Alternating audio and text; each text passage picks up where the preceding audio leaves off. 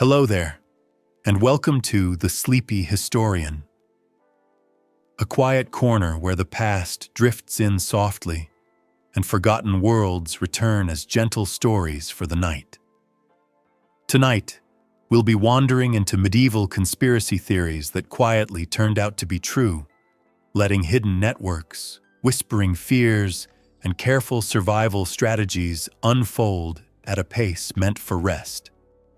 But before you settle in, if you truly enjoy these calm journeys through history, you're welcome to like this video and subscribe, only if it feels right for you. And when you're ready, let me know in the comments where you're listening from and what time it is right now. It's always a quiet joy to see how many places and moments gather here together.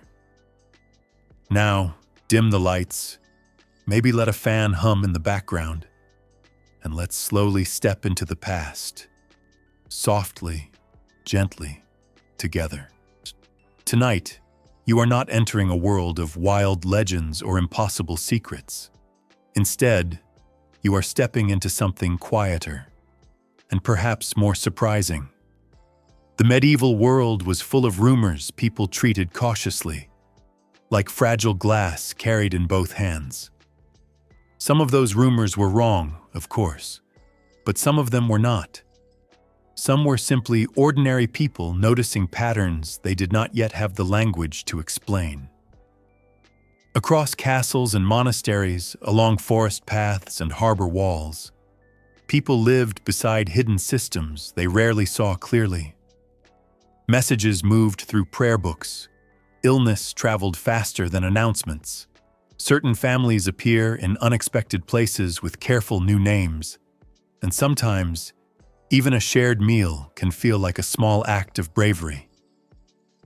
You will walk beside cooks and healers, monks and travelers, merchants and children at village wells.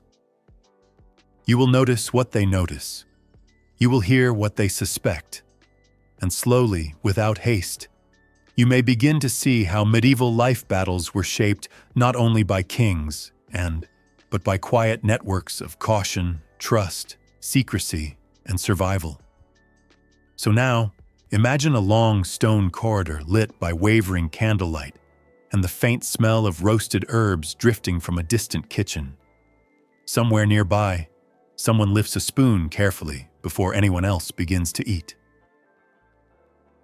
You stand in the warmth of a castle kitchen long before the evening meal begins.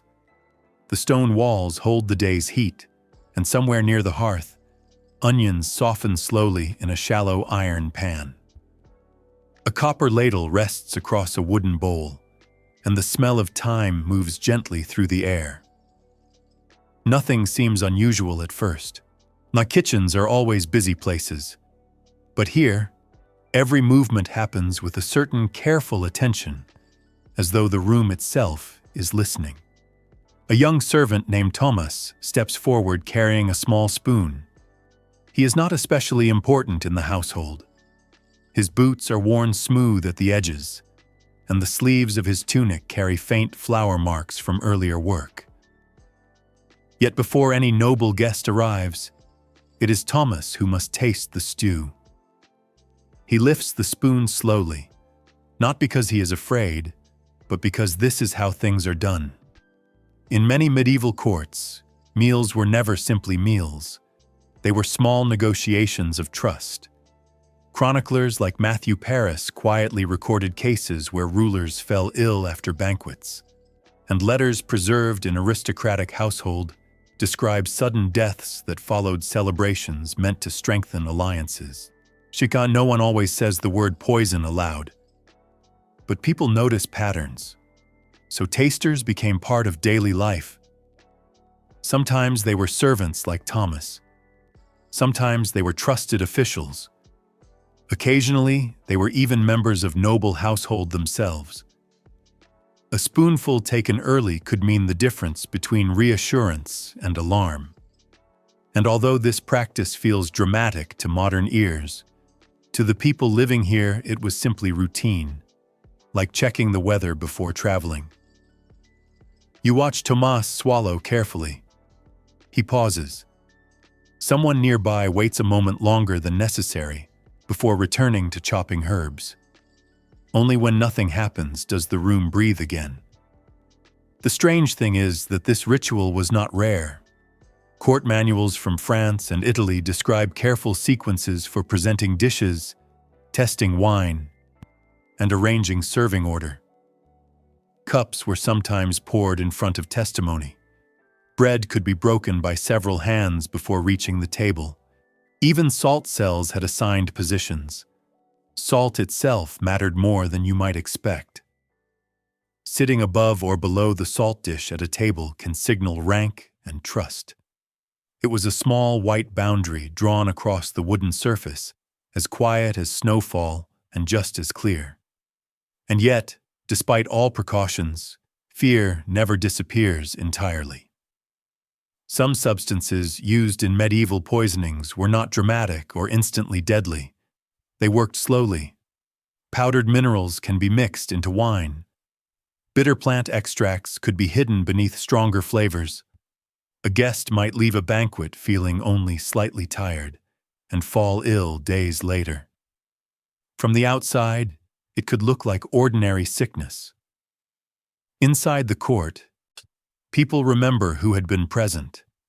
It is almost comforting, in a curious way, that medieval kitchens developed such careful routines. Not because danger disappears, but because people create systems to live beside uncertainty. Even trust here was prepared like a recipe, measured slowly and tested before serving. There is a quiet moment now as Thomas steps back from the hearth. Someone hands him a piece of bread dipped slightly into the same stew he just tasted. He eats again, more casually this time. The second bite is not required. It is simply a habit. If nothing else, he won't go hungry tonight. Across Europe, similar scenes unfolded in castles both large and small. In some households, tasters worked every day. In others, they appeared only when unfamiliar guests arrived. Either way, their presence reminds everyone at the table that meals were never entirely simple things. Even the act of raising a cup could carry a small question inside it. And as you follow Thomas toward the doorway where the evening light has begun to fade into amber shadows, you may begin to wonder how many other ordinary routines in medieval life were shaped by dangers people rarely spoke about openly. Perhaps the water waiting in the village well was not always as certain as it seemed. You walk now beyond the castle kitchens and out into the open air, where the evening grows cooler and the ground beneath your feet begins to soften with damp earth. The path slopes gently toward the center of a village, where a circular stone well stands quietly between low timber houses. Its rim is smooth from years of hands resting there, waiting for buckets to rise slowly from the dark. In medieval life, a well was never just a place for water. It was a place of trust. You arrive just as two children lower a wooden bucket together, leaning carefully over the stone edge. The rope creaks as it unwinds. One of them listens closely, waiting for the faint hollow splash that signals the bucket has reached the surface below. They pulled it up slowly, hand over hand, the rope leaving pale dust across their sleeves. Before anyone drinks, they pause. This pause is not unusual. It is a habit. People learn to watch their water. Across medieval Europe, wells were both lifelines and quiet uncertainties. During times of peace, they gathered neighbors together. But during times of tension, they became objects of suspicion. Chroniclers describing sieges often mention wells first, even before walls or gates. Whoever controlled the water controlled the future of the town. Some military instructions from the period describe withdrawing armies throwing spoiled grain, animal remains, or refusing into wells as they withdraw. It wasn't always dramatic. Sometimes the intention was simply to make water unpleasant enough that an enemy army would move elsewhere. Sometimes the effect was far worse. Yet outside of warfare, wells could change for reasons no one fully understood at the time. Rainwater carries soil downward through shallow ground layers. Livestock wandered too close to shared water sources. Floodwater shifted unseen materials beneath the surface. To the people drawing buckets each morning, these changes appeared suddenly, like weather arriving without warning. Water that had always been clear might one day smell faintly wrong. And so people began to listen carefully for rumors. In some regions, stories spread that hostile travelers had passed through during the night. In others, villagers complained that sickness followed strangers along the road. When illness appeared in several homes at once, the well was often the first place people looked for answers. Even when no one had touched it, suspicion gathered there like slow-moving clouds. There were also times when these fears were justified. During certain sieges recorded in Crusader chronicles, attackers deliberately interfered with water supplies before advancing toward city walls. The intention was simple and practical. Without reliable water, defenders weakened quickly. Buckets came up half full. Livestock grew restless. Kitchens fell quiet earlier each evening. And so the well became a silent battlefield long before soldiers reached the gates. You watch now as one of the children leans closer to the bucket they have lifted. The surface of the water reflects only a narrow strip of fading sky. The child dips a finger into it and lifts the drop toward the light, studying it with surprising seriousness. Children learn early what adults already know. Water could change without warning. Village developed small communities' rituals around wells for this reason. Some people drew the first bucket each morning and poured it away as a precaution. Others listened for unusual echoes inside the shaft before lowering their rope.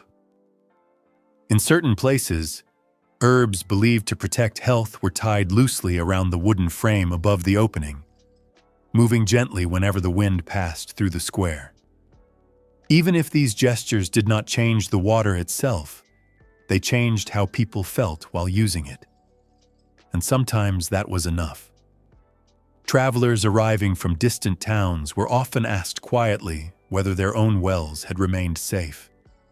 Pilgrims carried news of sickness along the same roads as prayer stories and trade information. A change in water somewhere far away might become a rumor long before it became a danger nearby. In this way, concern moves faster than illness itself.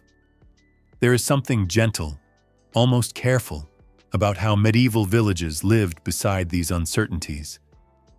People did not assume the worst each day. They simply watched closely. Trust in water, like trust in food, was maintained through attention rather than certainty. One of the children now lifts the bucket toward a waiting clay pitcher. The other glances once more into the well before turning away, as though expecting to see something moving below the surface. Nothing does. Still, the hesitation remains. And as the evening air grows cooler and the last light fades from the circle of stones at your feet, you begin to understand why medieval communities sometimes watched their wells as carefully as they watched the roads leading into their villages. Because beyond the fields and orchards, beyond even the forest paths where older traditions still lingered quietly among the trees, there were other kinds of knowledge carried from house to house after sunset. Knowledge about remedies, roots, and leaves that worked best when shared softly and remembered carefully. You arrive at Mira's doorway just as the evening settles fully into stillness. A thin line of smoke escapes through a narrow opening above the roof, carrying with it the faint scent of dried leaves and something gently bitter, almost like bark after rain. Inside, the room glows with the steady light of a single oil lamp, its flame small but patient. Mira is not a famous person.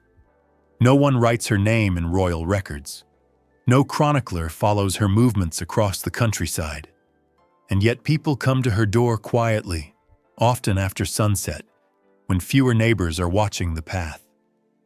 She is kneeling beside a flat stone surface, grinding pale strips of willow bark into soft powder.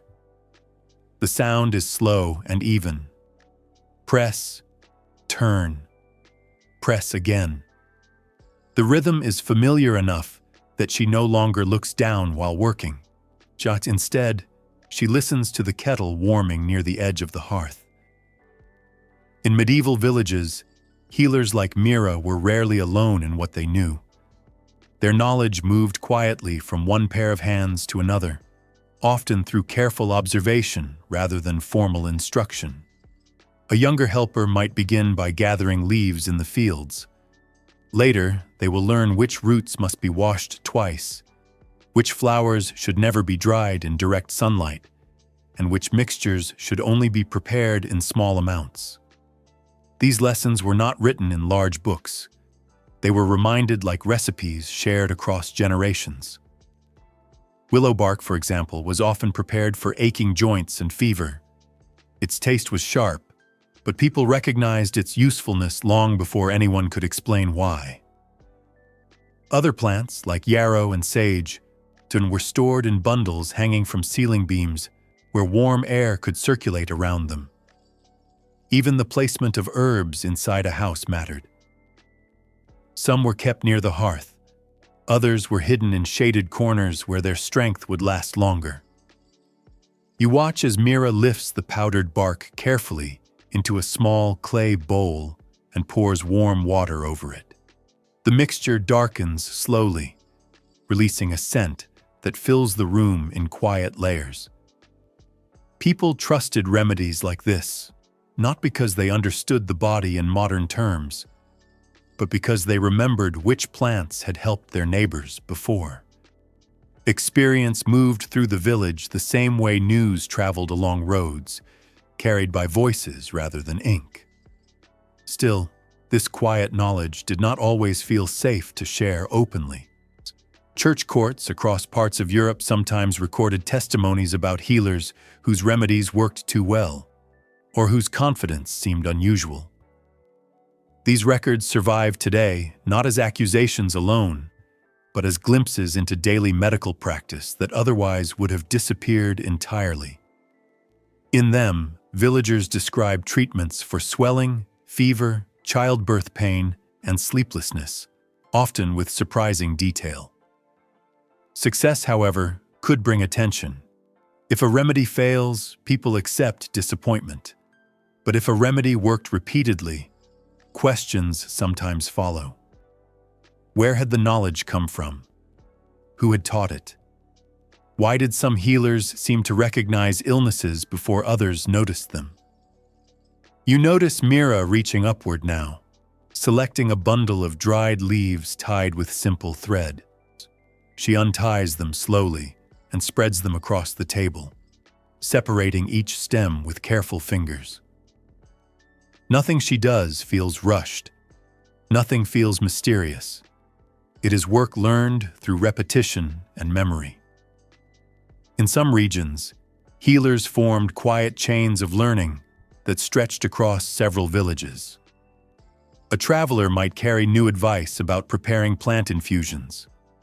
A visiting relative might describe how another community treated winter coughs. Pilgrims sometimes returned home with unfamiliar seeds wrapped in cloth. Over time, these exchanges formed a loose network of shared knowledge that rarely appears in official records, but shaped everyday survival.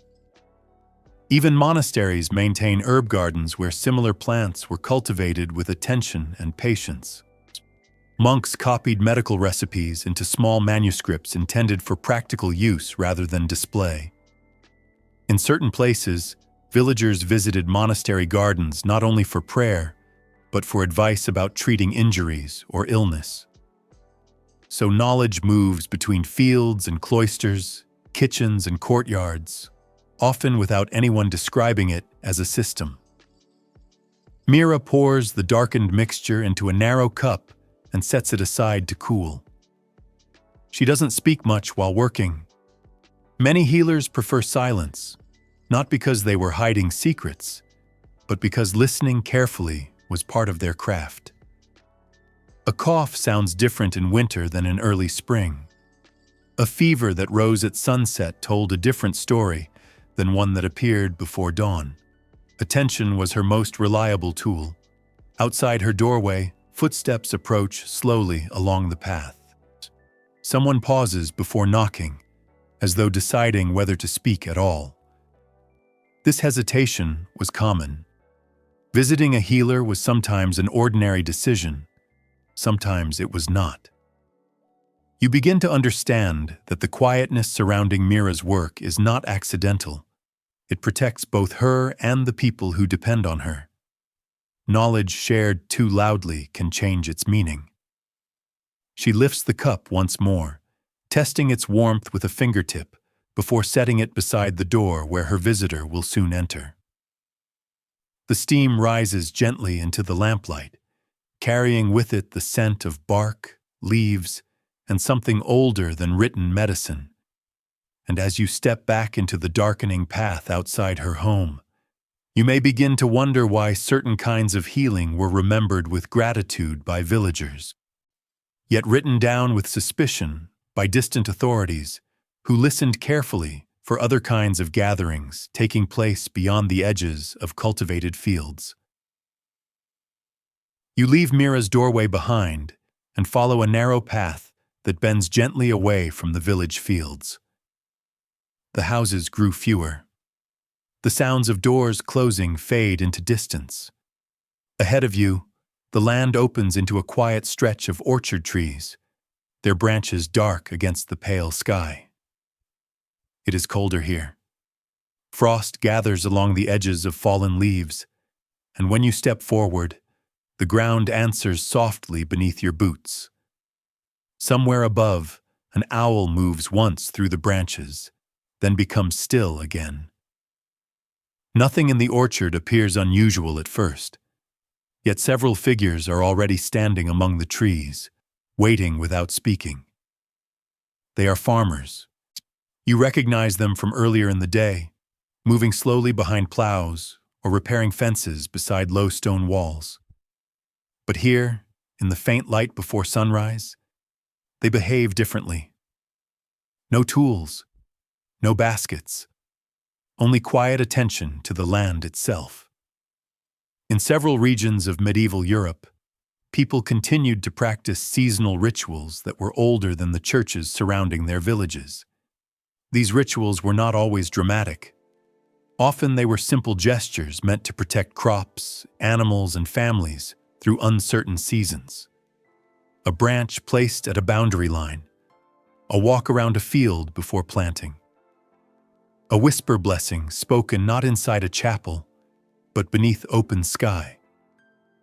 Most of these actions passed without notice, yet sometimes they didn't. Records preserved by church investigators describe gatherings that took place in orchards and meadows before sunrise, where villagers walked slowly along the edges of fields while carrying small objects believed to protect harvests. These objects were rarely unusual: twine, seeds, pieces of bread, occasionally carved wooden tokens no larger than a thumb. To the people carrying them, these gestures feel practical, almost like checking a fence before winter storms arrived. To distant authorities reading later reports, they appeared strangers. You watch now as one farmer bends carefully near the base of an apple tree and presses something small into the soil beside its roots. He does not hurry. He doesn't look around. This is not secret in the sense of hiding. It is simply quiet work done at a certain hour. Across northern Italy, particularly in the region known as Friuli, testified by church courts described a group of villagers later called the Benandanti, a name that can be understood as those who walked for the good. These individuals believed that during certain nights of the year, their spirits traveled beyond their sleeping bodies to protect crops from unseen harm. They described themselves not as rebels or outsiders, but as guardians of their own communities.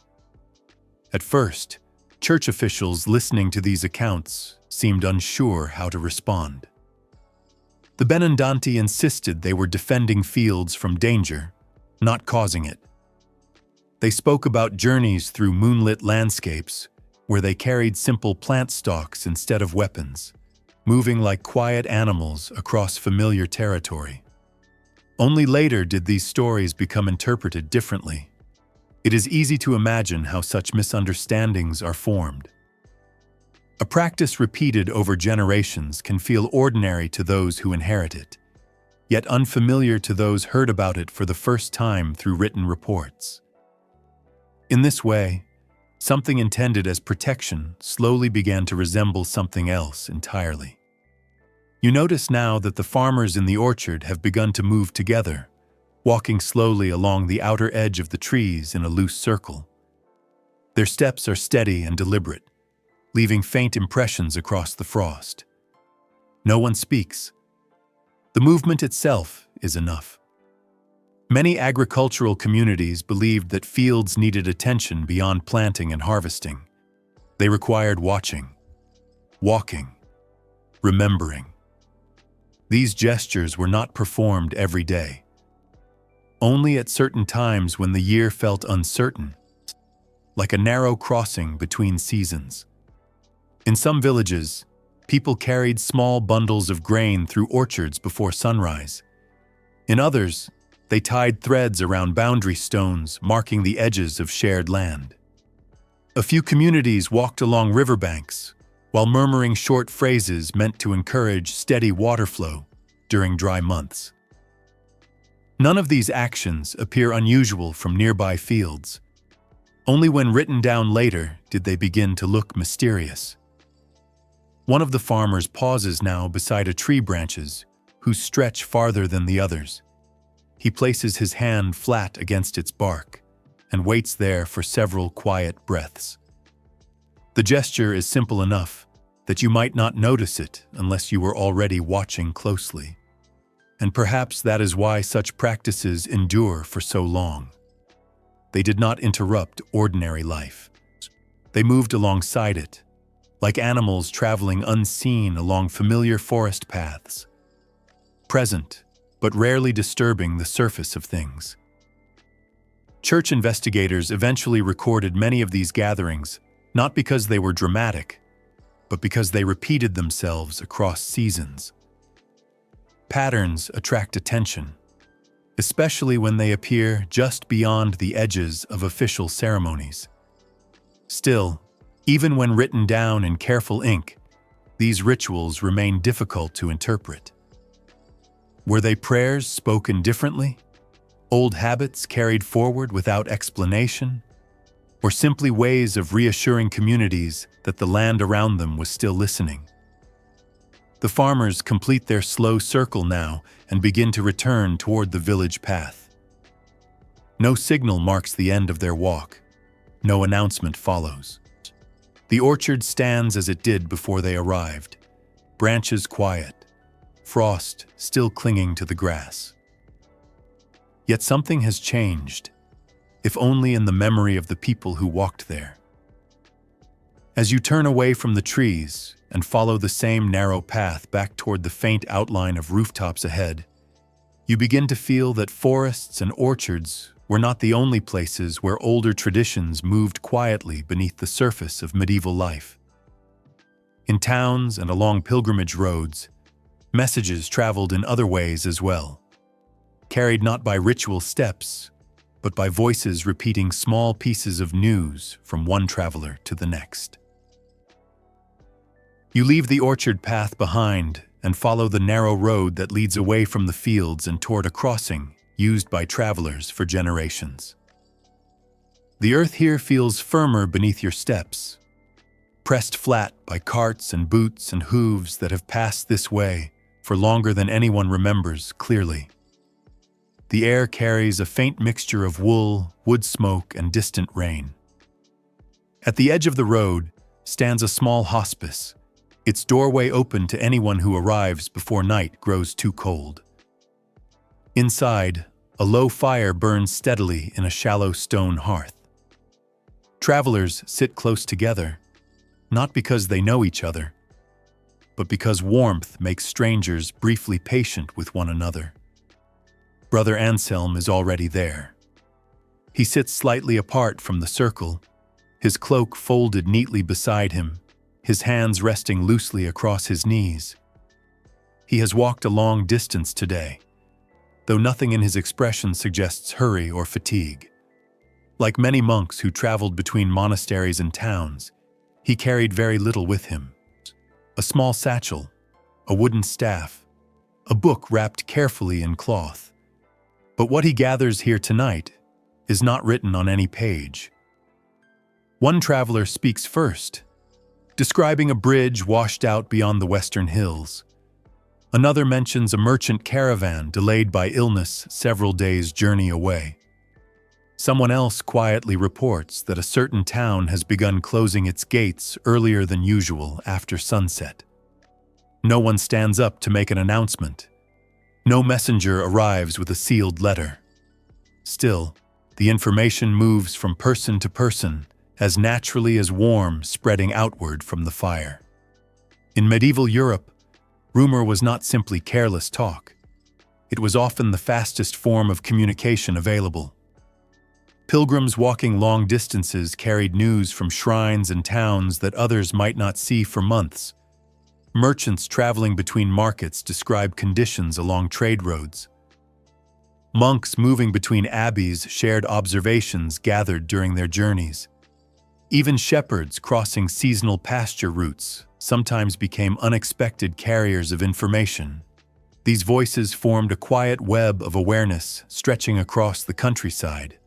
Jean Froissart, a chronicler who listened carefully to travelers while recording events of his time, often repeated on such conversations when describing distant political changes. He did not always testify what he wrote about directly. Instead, he collected the way a careful listener collects echoes in a wide stone hall. In places like this hospice, news did not arrive in straight lines. It arrived in fragments. A pilgrim might describe a market closing earlier than expected. A merchant might mention unfamiliar guards posted along a river crossing. A monk might repeat a warning heard from another traveler several days ago.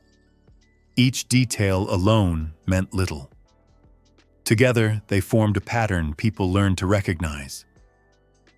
Brother Anselm listens without interrupting. He does not ask questions immediately. Instead, he waits until the conversation slows, then repeats a few of the details quietly, as though arranging them into order inside his own memory. Monasteries often served as resting points for travelers, not only because they offered shelter, but because they offered listening ears. Guest houses attached to abbeys recorded arrivals and departures with careful attention. Sometimes these records included notes about road conditions or unusual events nearby. Over time, such notes formed small archives of movement across entire regions. Even objects carried by travelers could speak. Pilgrimage badges made from simple metal were shaped differently depending on where they were purchased.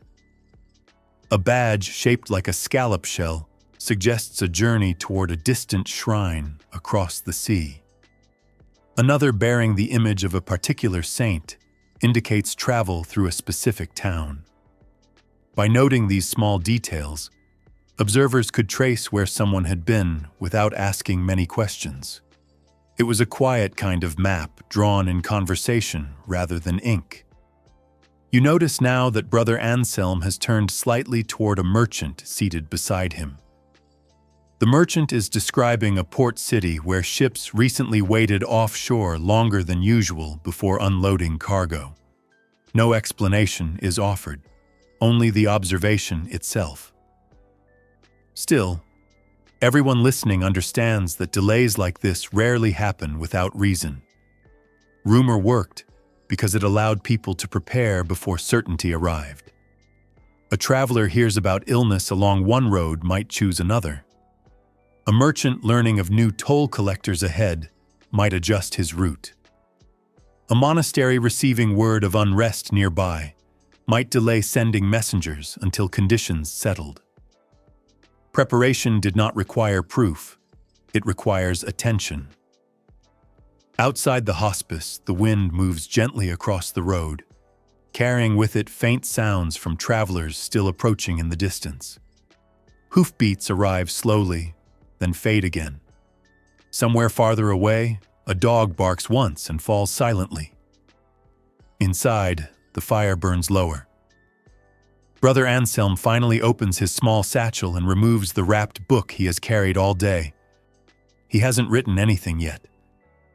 Instead, he rests his hand slightly across the cover, as deciding, though, which details deserve to be remembered first. Some information belongs to memory before it belongs to ink. As the travelers around him settle closer to the hearth, and the conversation softens into quieter voices, you begin to sense that rumor was not the only way through medieval life. There were also people whose identities themselves carried uncertainty, travelers whose stories opened doors that might otherwise have remained closed, and whose names sometimes changed depending on where they were spoken aloud. You arrive at the edge of a town just as evening lamps begin to glow behind narrow windows. The road you followed all afternoon now widens slightly into a small square, where merchants are folding their stalls and travelers are searching for places to sleep before the gates close. A hall stands near the center of the square, its doorway open, its interior lit by candles that flicker gently against dark beams overhead. Inside, people are listening to a stranger. He stands near the long table where meals were served earlier, holding a piece of parchment carefully between both hands. His clothing is neat but not remarkable. His boots carry the dust of long roads. Nothing about him immediately suggests importance, and yet no one interrupts as he begins to read. The language he reads is Latin. In medieval Europe, Latin was not simply another way of speaking. It was a signal. It suggested schooling, access to books, familiarity with churches or courts. When someone reads Latin aloud with confidence, listeners understand that this person had moved through places most villagers never entered. The stranger reads slowly, clearly, pausing at each line as though inviting others to follow along even if they cannot understand the words themselves. When he finishes, he folds the parchment again with careful attention, not as someone hiding it, but as someone accustomed to treating documents with respect. People begin to whisper. Could he be someone important traveling quietly? Could he belong to a household far away? Could he be connected to a family whose name was known beyond this town? In a world where written records traveled slowly and portraits were rare, identity often depends on recognition rather than proof. A person's speech, posture, and table manners could matter as much as any document. Even the way someone accepts a cup or greets a host carries meaning. Sometimes, this uncertainty opened unexpected doors. Across late medieval England, a boy named Lambert Simnel was presented as a royal claimant and crowned in Ireland with full ceremony. Supporters believed, or chose to believe, that he represented a legitimate branch of the ruling family. The crown placed upon his head was not imaginary. It rested there in front of witnesses who treated the moment seriously enough to act upon it. Not long afterward, another figure appeared. Perkin Warbeck traveled through several European courts, claiming to be a lost prince. He spoke with confidence, moved among nobles, and received recognition from rulers who found his story convincing enough to support. For a time, he lived not as an ordinary traveler, but as someone treated according to royal expectation. What made such claims possible was not only ambition, it was weakness. Genealogies in medieval Europe were carefully preserved, but not always consistently copied. Messages announcing deaths could arrive late, Children raised far from their birthplaces sometimes returned with unfamiliar accents. Wars interrupted communication between regions. In such conditions, identity behaved less like a fixed boundary and more like a distant constellation whose shape depends on how one looked at the sky. The stranger in the hall now accepts a cup offered by one of the listeners. He takes it with his right hand, nods slightly before drinking, and returns it without wiping the rim on his sleeve. Small gestures like these were noticed, so they suggested familiarization with formal household where such details mattered. No one asks him directly who he is. Instead, they asked where he had traveled. Travel itself could serve as evidence. Someone who described distant veins accurately might be trusted more easily. Someone who recognized the names of lesser-known officials could appear connected to powerful circles. Even knowledge of hunting customs or chapel routines sometimes carries weight. You notice that the stranger answers carefully, never rushing, never offering more detail than necessary. This process is a skill learned over time. In some cases, imposters succeeded because they studied not only names and places but expectations. They learned how a noble guest should sit at the table, how letters should be folded, how servants should be addressed. They practiced speaking as though they belonged somewhere else. Sometimes they believed their own stories. Sometimes others prefer to believe them as well. Political uncertainty encourages such moments. Rival factions searching for legitimacy could accept a claimant whose existence supports their cause. A lost prince returning at the right moment could change alliances without drawing a sword. So identity itself became a kind of quiet negotiation. The candles in the hall burn lower now. Their light reflects softly across the polished surface of the table. The stranger finishes his drink and thanks his hosts with measured politeness. No announcement follows. No decision is made. Yet everyone present will remember him. And as you step back outside into the cool night air, where the sky stretches wide above the rooftops and unfamiliar stars seem to rearrange themselves with each passing hour, you begin to understand how fragile certainty could feel in a world where lineage traveled slowly and recognition depends on memory more than record. If a person's name could change what doors opened before them, then family histories might shift quietly over time, copied and rewritten in places where only a few careful hands ever saw the parchment. You arrive at the monastery just before the evening bell finishes sounding. The final tone lingers in the air longer than expected, echoing across the courtyard stones and slipping gently through the narrow windows of the cloister walk. Inside, the corridor smells faintly of beeswax and old wood. The scent of many small lamps burning patiently through long nights of copying and reading. Brother Anselm has returned here after several days on the road. His boots still carry a thin layer of dust from the hospice you left behind earlier, but already he moves differently within these walls. His steps are slow. His shoulders settle. The monastery receives travelers in its own quiet rhythm, like a kitchen receiving ingredients that must be sorted before being used.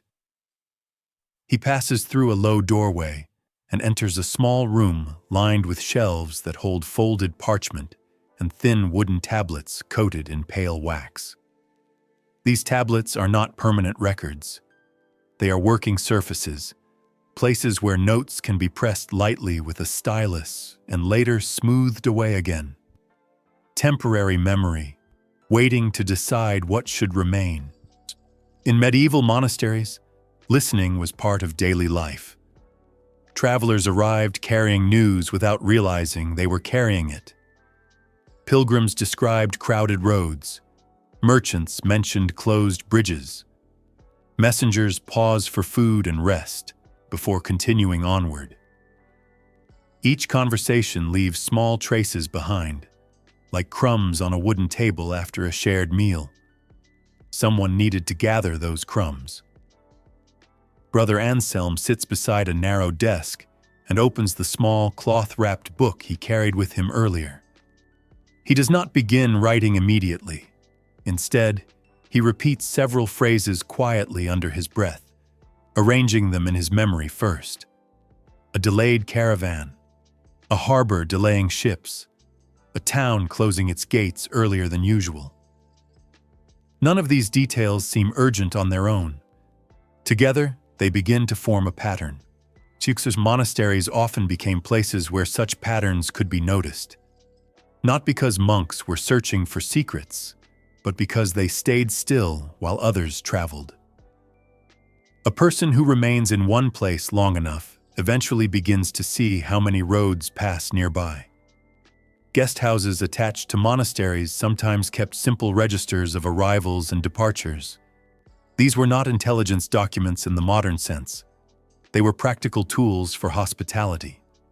Still, over time, they created a quiet map of movement across entire regions. Who passed through, when they arrived, where they planned to go next. It was enough. Confession creates another kind of listening space altogether. People spoke differently inside confession than they did beside wells or market stalls. They described arguments with neighbors, worries about illness, to suspicions about strangers, fears about travel routes. Much of what they shared was ordinary. Yet even ordinary concerns revealed changes in local life. A priest hears several villagers mentioning the same unfamiliar traveler might remember the detail later. A monk listening to repeated concerns about along one road might quietly advise visitors to choose another path. No announcement followed these decisions. No proclamation was posted on a gate. Information moved through suggestion rather than command. You watch now as Brother Anselm reaches for one of the wax tablets resting beside his desk. With a narrow stylus, he presses a short line into its surface. The movement is careful but unhurried. Wax tablets allowed monks to record impressions quickly before deciding whether they belong in permanent manuscripts later. They were like tasting spoons in a kitchen, used to test whether something deserved to remain in the larger mixture. Across Europe, Dominican friars trained for investigative work sometimes traveled among communities, asking structured questions about belief and practice. Their purpose was theological, but their methods depended on careful listening. Testimony was recorded, compared, and preserved in ways that revealed patterns across regions. Over time, monasteries became places where memory accumulated quietly. A visitor describing a damaged bridge might be reminded weeks later when another traveler confirmed the same report. A rumor about illness might be compared with notes from neighboring towns. A complaint repeated in several confessions might suggest tension growing beneath the surface of a community. None of this required secrecy. Instead, it required patience. Brother Anselm finishes pressing his notes into the wax tablet and sets it beside several others already resting along the edge of the desk. Each tablet holds only a few lines. None appear important by themselves. Yet together, they resemble ingredients waiting to be combined into something more nourishing. In the next room, another monk turns the page of a manuscript slowly, the sound soft enough to disappear beneath the faint crackle of a nearby lamp. Elsewhere in the cloister, footsteps cross the courtyard stones with steady regularity as evening prayers approach. Life here continues at its usual pace. Still, messages have arrived. Not sealed messages carried under royal authority, but smaller ones carried inside conversation, gesture, and memory. They entered the monastery gradually, the way steam settled into a kitchen ceiling after a long day of cooking. Brother Anselm closes his book and rises from the desk. He gathers the wax tablets and places them beside a row of hymn manuscripts where they will remain until morning. No lock protects them. No guard watches the doorway. They do not need protection. Most people passing through these corridors would never think to look for them at all. As you follow him back into the cloister walk, where the evening bell begins again in slow, measured tones, you begin to sense that some messages traveled even farther than these walls, carried by travelers who moved easily between kingdoms, whose robes opened gates without question, and whose satchels sometimes held more than prayer books alone. Morning arrives slowly along the road between two abbeys. A pale layer of mist settles across the fields, softening the outlines of trees and turning distant hills into faint shapes that seem to drift rather than stand still. The path beneath your feet is narrow but well worn, marked by years of quiet travel that leaves no monuments behind, only memory. Ahead of you walks a monk. His pace is steady, neither hurried nor slow. He carries no visible baggage except a satchel resting against his side and a walking staff worn smooth by long use. From a distance, there is nothing remarkable about him. He looks like many others who have passed along this same road before him, and that is exactly what allows him to travel so easily. In medieval Europe, monks often moved between monasteries with fewer obstacles than most travelers. Their robes signaled a shared religious identity, recognized across regions that otherwise differed in language, law, and custom. Gates opened more ready for them. Questions were asked more gently. Roads that felt unsure to merchants sometimes felt safer to clergy. This did not make monks powerful in the ordinary sense. It makes them reliable travelers. Because of this trust, monasteries gradually formed something like a quiet chain stretching across the countryside. A visitor leaving one abbey in the morning could expect to find shelter at another by evening. Between these resting places, roads became familiar not only through repetition, but through recognition. The monk ahead of you pauses briefly at a wooden bridge where the mist gathers more thickly above the water below. He adjusts the strap of his satchel, then continues forward without hesitation. Inside that satchel rests a small prayer book wrapped in cloth. Prayer books were common objects. No guard-searching travelers at a city gate would find one unusual. No innkeeper offering a place beside the heart would question its presence. Yet sometimes, folded carefully between its pages, there might rest a narrow strip of parchment carrying a message meant for someone waiting several days' journey away. Such letters were rarely dramatic. They might describe road conditions, political changes, illness spreading in nearby towns, or requests for supplies needed in distant monasteries. Still, their movement creates connections between places that otherwise would have remained isolated from one another. Communication followed the same slow paths as travelers themselves. Franciscan and Dominican friars. Work often required movement between communities whose became especially familiar with these routes. They walked across valleys and through forests, along riverbanks and across mountain passes, carrying news gathered through conversation as naturally as they carried their own belongings. The monk ahead of you reaches the edge of a small clearing, where another road joins the one you are following. A weathered wooden marker stands there, its surface worn smooth by rain and wind. He pauses beside it, not because he is uncertain, but because travelers often pause here out of habit, listening for approaching footsteps before continuing onward. Roads were places where information changed direction. A traveler arriving from the south might describe unfamiliar guards posted along a city wall. Another coming from the east might mention markets closing earlier than expected. When these details meet at crossings like this one, they did not remain separate for long. They moved forward together. Inside monasteries, guest houses offered another kind of pathway for communication. Visitors stayed overnight, shared meals, exchanged small observations, then continued on their way. A monk traveling north might carry a message only part of the distance, passing it to another traveler heading farther along the route. In this way, letters traveled without requiring any single person to cross an entire kingdom alone.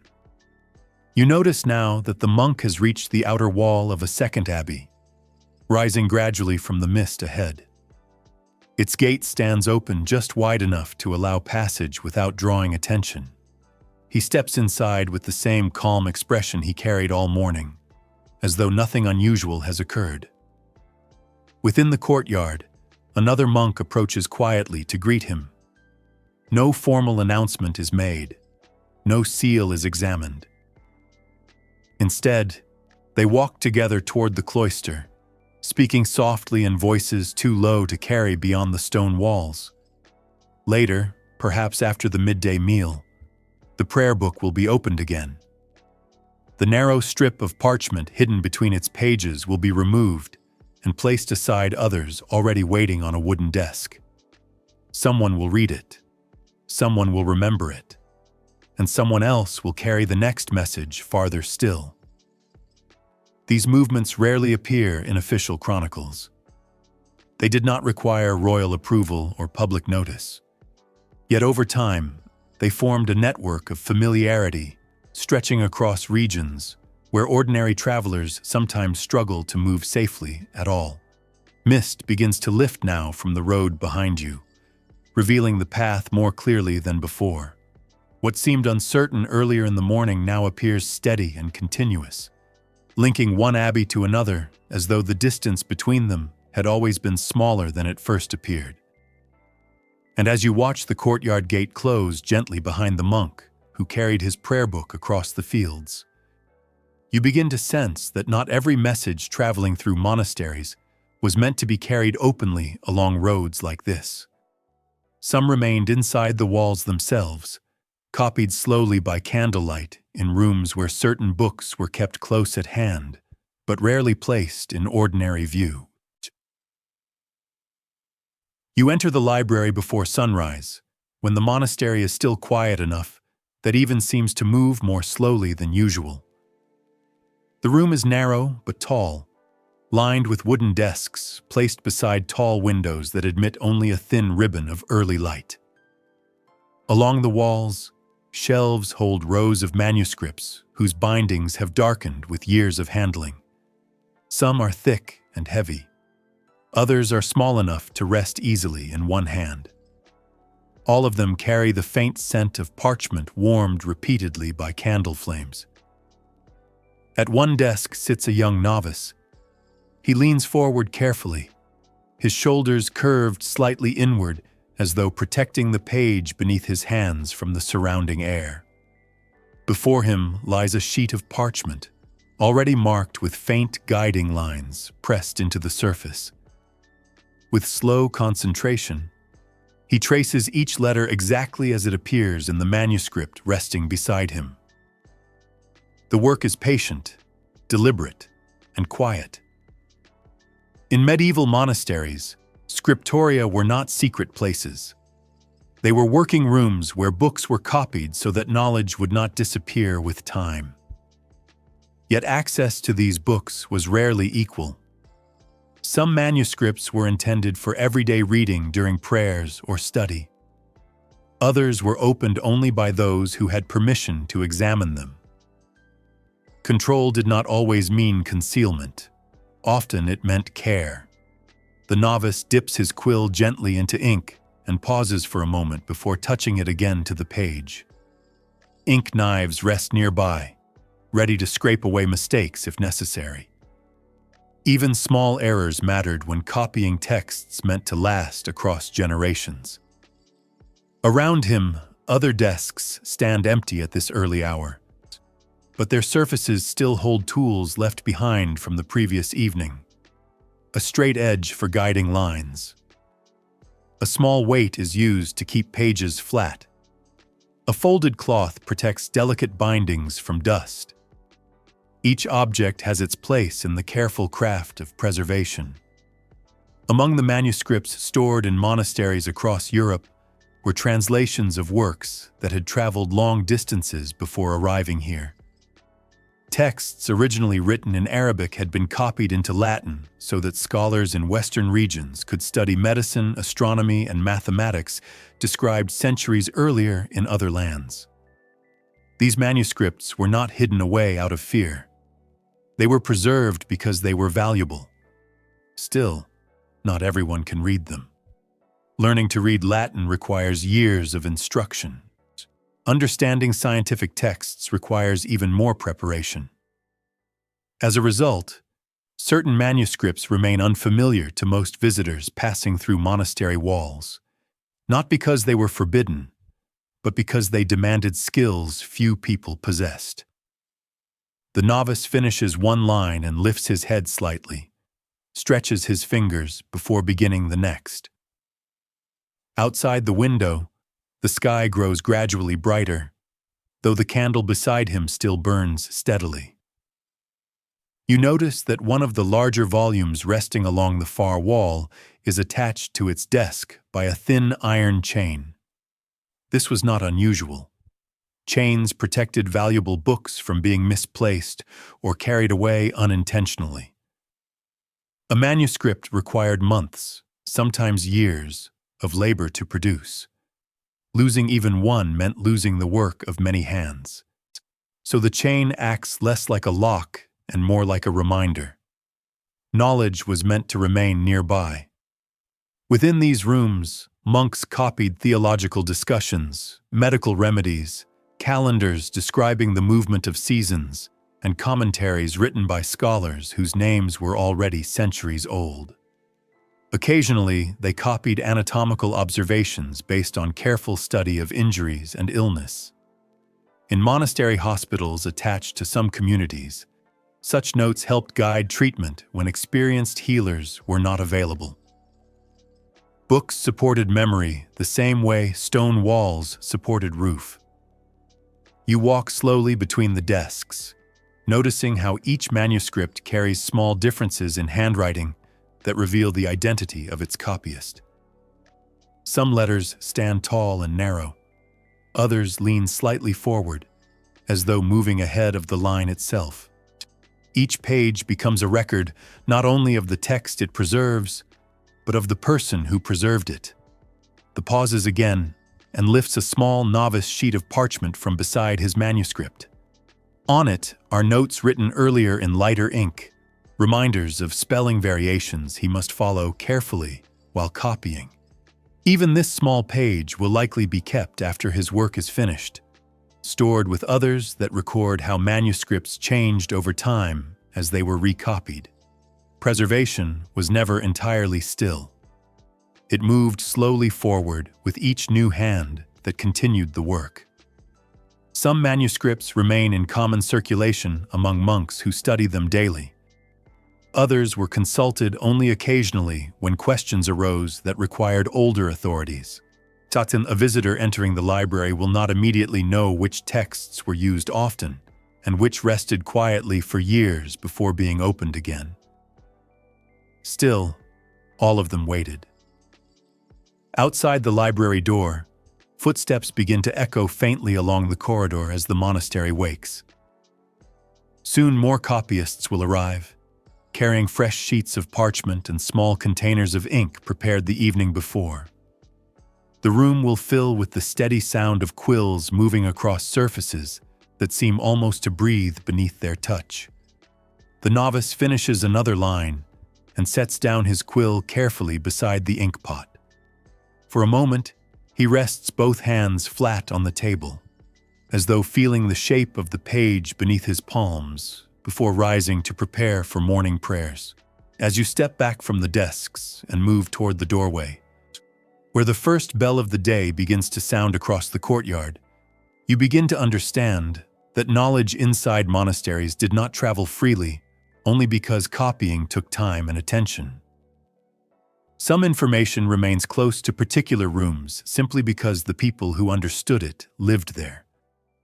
And beyond those walls, Letters continued to move across harbors and roads, carrying warnings that sometimes arrived earlier than anyone outside the church expected to hear.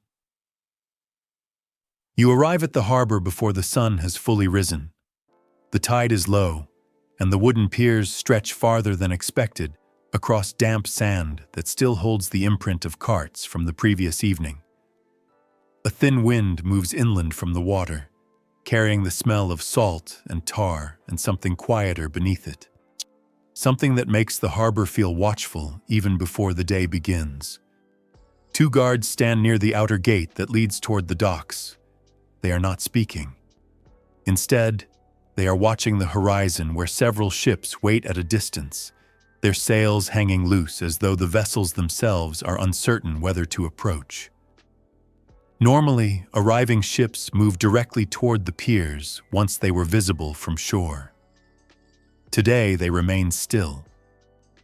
In the middle years of the 14th, news of illness did not travel in century-straight lines. It moved along the same routes as trade and pilgrimage, carried in fragments of observation rather than official announcements. A merchant might describe a port where fewer ships were unloading cargo than expected. A traveler might mention towns where funerals had become more frequent. A monk might repeat a warning heard from another monastery several days away. These details rarely formed a complete picture at first. Yet people listened. In places connected closely to Mediterranean trade routes, especially in Italian cities, harbor officials sometimes received reports about sickness before ships arrived carrying visible signs of trouble.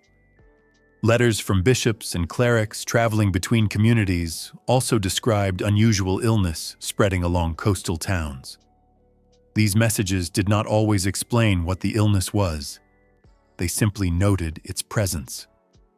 Still, even this was enough to change behavior.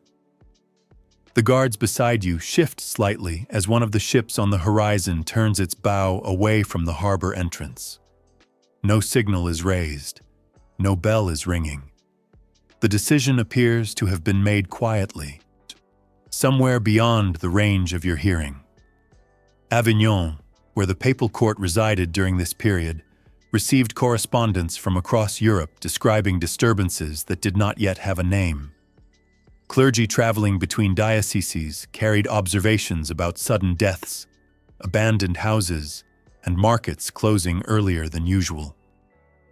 These reports accumulate gradually, like footprints appearing one by one along a road before anyone recognized where they led. Cities did not always respond in the same way. Some closed gates earlier at night. Others delayed accepting ships from certain directions. A few quietly communities relocate pastors from crowded areas into smaller settlements nearby.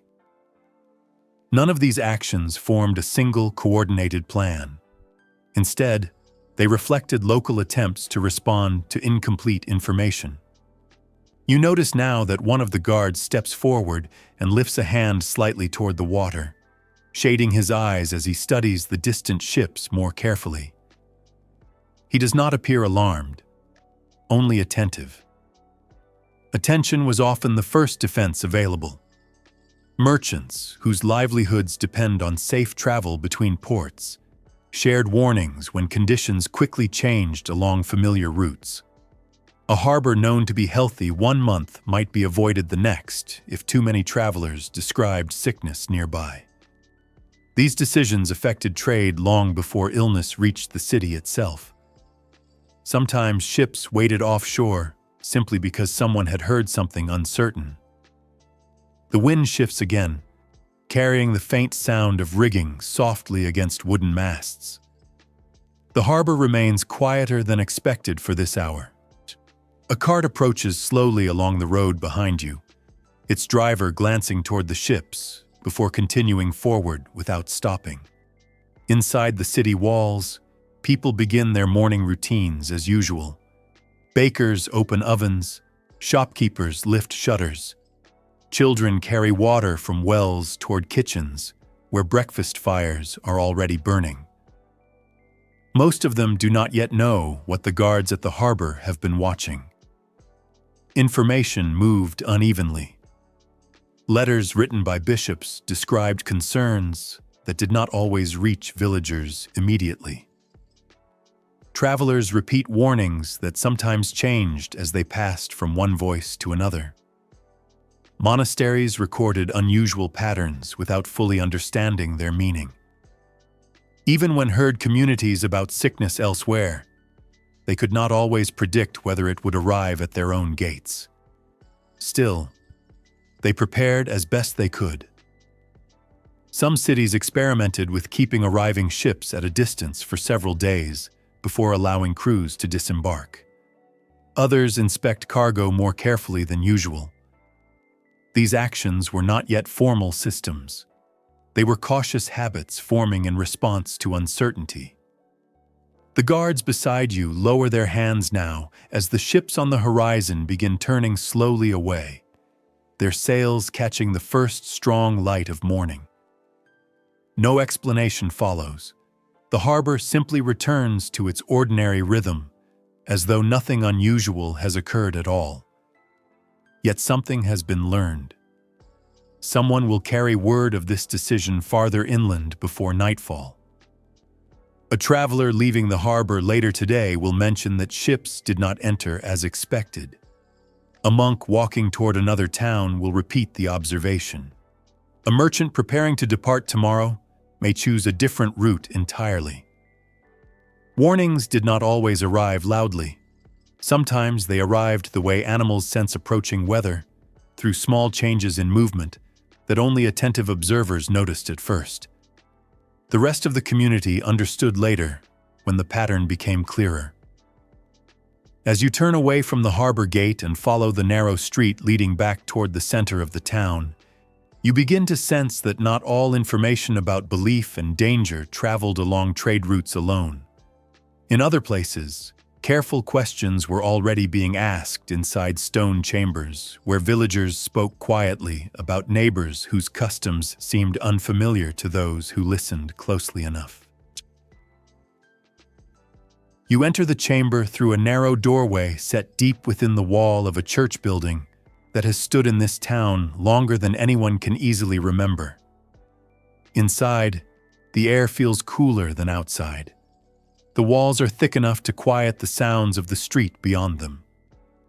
A wooden table stands near the center of the room, and beside it sits a clerk with a sheet of parchment already prepared, his quill resting lightly between his fingers as he waits. Several villagers have gathered along the far wall. They are not prisoners. No chains hang from the ceiling. No guards stand beside the door. Instead, each person waits patiently for their turn to speak, as though arriving for a meeting rather than a judgment. In many parts of medieval Europe, Dominican friars were asked to investigate reports of unusual beliefs or practices within communities. Their task was not only to question forming individuals, but to listen carefully to patterns across entire regions. They traveled from town to town carrying instructions that encouraged them to record testimony with precision and patience. The work requires attention more than urgency. You watch as the first villager steps forward and sits across from the clerk. The friar sat beside him, asking a question in a calm voice. The question is simple. Where did you hear this teaching? Who else was present when it was spoken? How often did the gathering take place? The villager answers slowly. Each response is written down exactly as it is spoken. The clerk pauses occasionally to confirm details before continuing. No one raises their voice. No one interrupts. Records like these became some of the most detailed descriptions of everyday preservation preserved from the medieval world. They contain references to meetings held in private houses, conversations repeated beside wells, prayers spoken in unfamiliar forms, and neighbors who seemed to follow customs not recognized by local clergy. Often, the people describing these events did not believe they were reporting anything unusual at all. Across southern France, communities influenced by groups later called Cathars gathered quietly in homes rather than churches. They shared meals, discussed scripture in ways that differed from official teaching, and welcomed traveling preachers whose presence passed quickly from one village to another. For the participants themselves, these meetings felt ordinary. For investigators arriving later, they formed a pattern worth recording. You notice that the friar now repeats one of the villagers' answers aloud before the clerk finishes writing it. This repetition was not accidental. It helped confirm accuracy while also allowing the speaker to correct small details if necessary. Over time, such careful questioning created testimony networks that extended far beyond a single town. A statement recorded in one place might later be compared with statements gathered elsewhere. Patterns appear gradually. The unfamiliar way stars become visible only after your eyes adjust to the night. Dominican researchers relied on these patterns not because they expected immediate conclusions, but because repeated details helped them understand how ideas move between communities. A preacher mentioned in one village might appear again several days' journey away. A prayer described in one testimony might be recognized in another region entirely. Information gathered in this way did not always lead to punishment. Sometimes it leads only to conversation. In other cases, it encouraged further travel by researchers who wished to understand how widely certain teachings had spread. The process resembles mapping rather than accusation. The clerk turns another page of parchment now, smoothing its surface with the side of his hand before continuing to write. Each sheet will eventually be stored with others like it, forming records that survive long after the voices speaking here have faded. You notice how quietly the villagers wait for their turn. They speak without haste. Some describe conversations reminded from years earlier. Others mention neighbors whose names appear carefully in the margins of the record. None of this feels rushed. It unfolds at the pace of memory itself.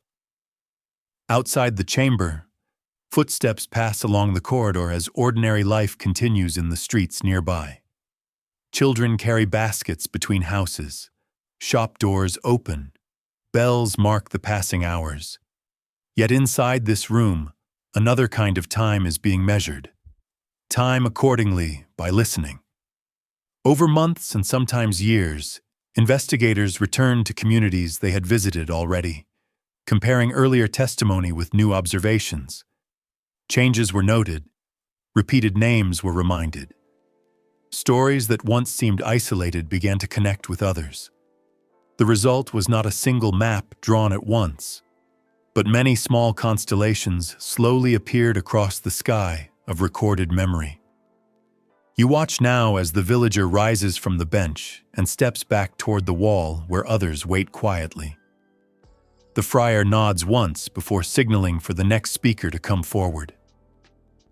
The clerk lifts his quill again, ready to continue. No announcement follows. No decision is made today. Instead, another page is added to a growing collection of observations that will travel far beyond this room, carried by investigators moving between towns with the same patience as monks carrying letters along familiar roads. And as you step back into the corridor where the sound of distant bells returns once more to the edges of your hearing, you begin to sense that knowledge about belief was not the only thing moving quietly between communities. Remedies, advice, and small practical discoveries traveled too, carried by healers and travelers who shared what they learned along roads that connected villages long before official messengers ever arrived. You arrive at the roadside well in the middle of the afternoon, when the sun has already begun its slow descent, and the air feels warmer closer to the ground than above it. The stones around the well hold the day's heat, and a faint breeze carries the scent of crushed leaves from nearby hedges where travelers often pause to rest before continuing their journeys. Mira is already there. She has placed her basket carefully beside the well's wooden frame, and from its open top, you can see bundles of dried plants neatly tied with narrow strips of cloth. Their shapes are familiar now: thin stems, pale leaves, small seed heads gathered before the wind could scatter them. A traveler approaches slowly from the southern road, leaning slightly on a walking stick that has clearly supported him for several days. He greeted Mira quietly. She answers in the same tone, neither surprised nor hurried. Encounters like this were not unusual. Roads carry more than people. They carried the solution. In medieval Europe, medical knowledge did not belong only to physicians trained in cathedral schools or monastery libraries. It moves between villages through conversation, observation, and exchange. A traveler describing a treatment learned elsewhere might change how a healer visits the same illness at home. A pilgrim returning from a distant shrine might carry seeds wrapped in cloth beside their food supplies. These small exchanges create networks that rarely appear in official documents, but shaped everyday survival across regions. Mira lifts one bundle from her basket and holds it out so the traveler can examine it more closely. The leaves are narrow and slightly curled. Their edges still hold the faint green color they carried before drying. She explains how they are prepared by soaking them briefly in warm water before drinking the infusion slowly at dusk. The traveler nods. He has seen the plant before, although he knows it by a different name. Names changed as remedies traveled. Preparation methods changed too. A plant boiled in one village might be steeped gently in another. A root used during winter illness in one region might be reserved for summer fevers elsewhere. Over time, these variations formed a quiet chorus of practical knowledge carried from place to place. Sometimes monasteries helped preserve these remedies. Monastic herb gardens were carefully arranged spaces where plants known for their usefulness were cultivated season after season. Monks copied lists describing how each plant should be prepared and when it should be gathered. Travelers visiting these gardens often return home with new ideas about treatments that had not been common in their own communities. Knowledge moved through these gardens the way bells carry sound across fields, reaching farther than their source without losing their shape. Mira lowers the bundle back into her basket and draws out another, smaller one wrapped in cloth. She unties it slowly and reveals several dried roots no longer than her finger. Their scent is stronger, nigh sharper, and she handles them with more caution than the leaves she showed earlier. Not every remedy was shared freely. Some required careful explanation before being used. Others were passed only between healers who already understood their strength. This was not secret in the sense of hiding knowledge from others. It was protected against misunderstanding. Travelers often carry stories about remedies that worked unexpectedly well in distant places. A village struggling with winter coughs might learn from a passing pilgrim about a plant growing farther south that eased breathing during cold nights. A shepherd returning from summer pasture might describe how another community treated infected using unfamiliar mixtures at home. Each story added another note to the growing exchange of experience.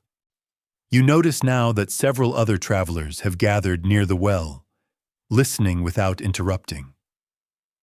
One of them removes a small pouch from his belt and offers Mira a handful of seeds in return for the roots she has shown him.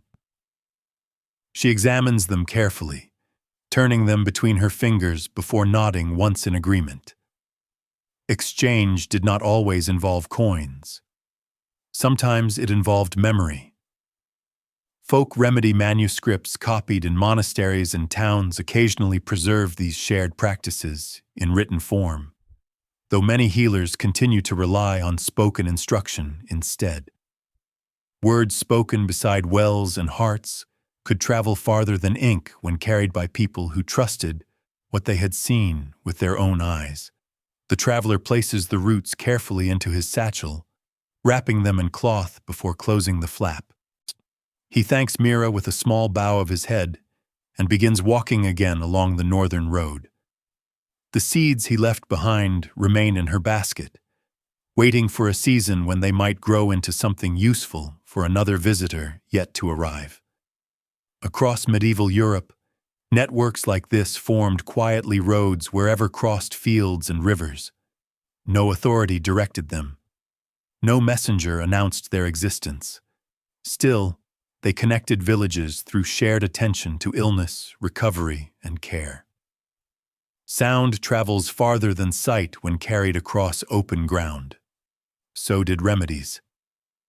As you leave the well behind and follow the path back toward the town where evening bells are beginning to ring again across rooftops and courtyards, you begin to sense that knowledge moving along these roads did not always remain within the reach of healers and travelers alone. In other places, far beyond village wells and monastery gardens, entire institutions depend on similar networks of trust to move letters, wealth, and authority across kingdoms with a quiet confidence that few people fully understood at the time. You are already awake before dawn, although the sky has not yet begun to change color.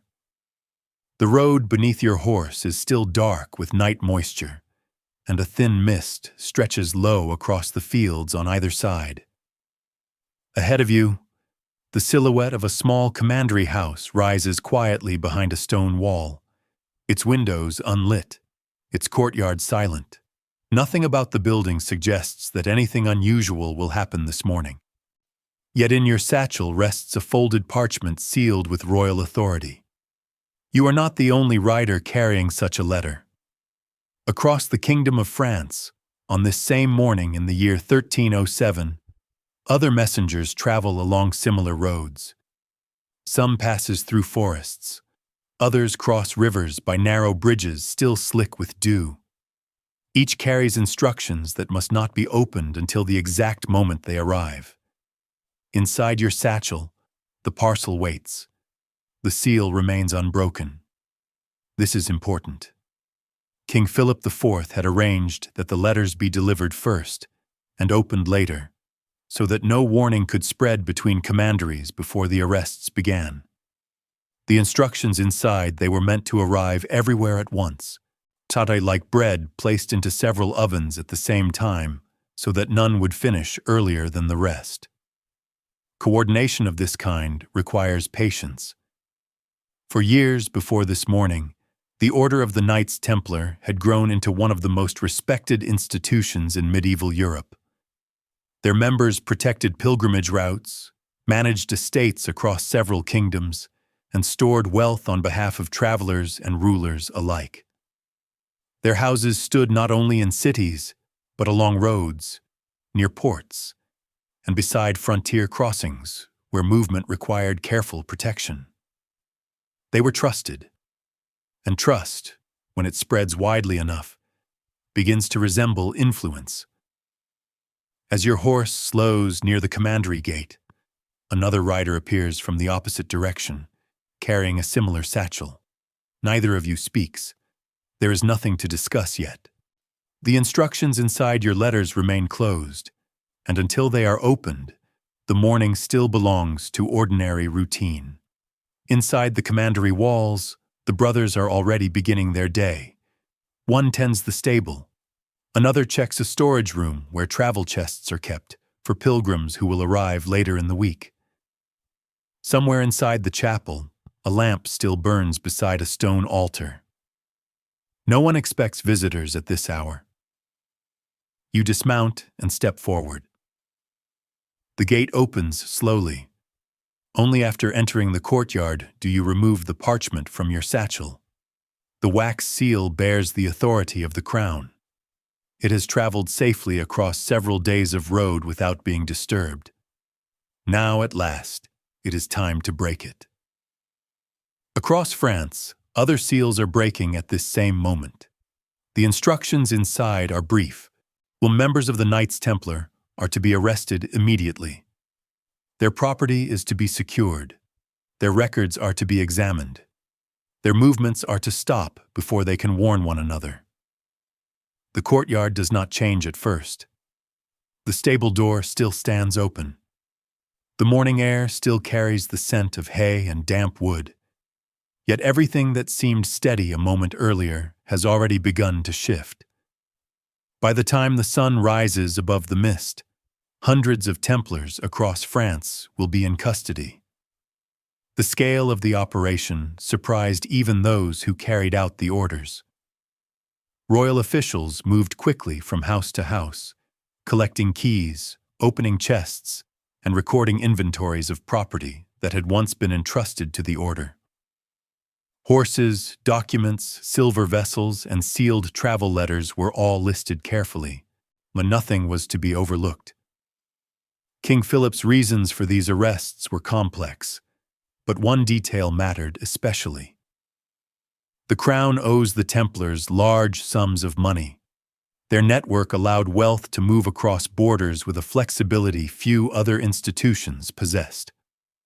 Removing that network changes the balance between royal authority and independent power in ways that cannot easily be reversed.